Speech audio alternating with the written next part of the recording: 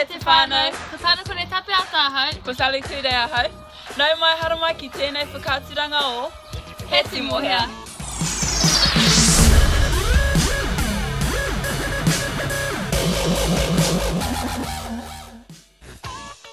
He hōtaka tēnei ko whakarewahia e mātou he whakātu I ētai pukenga, ētai pito kōrero.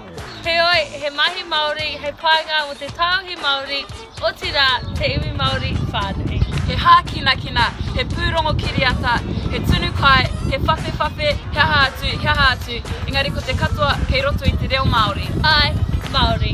Ai. Ai. Ai. Ai. Ai.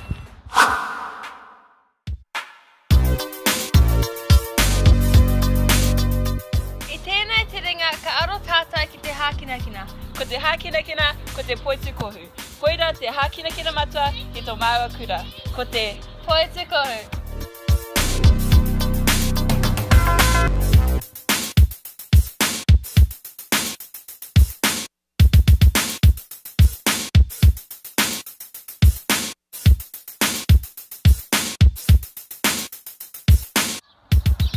I tēnei rā kei te haere māua ki te oma.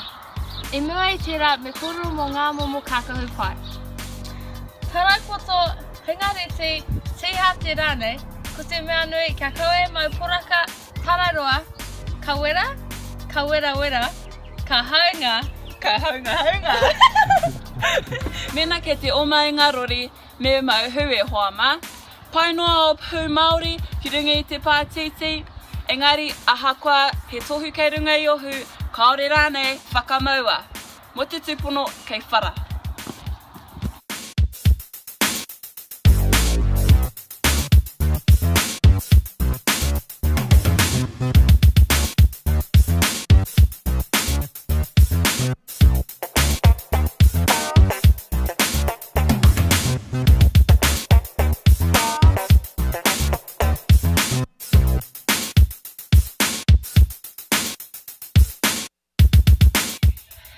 Ko tai māua ki te papa poitukohu.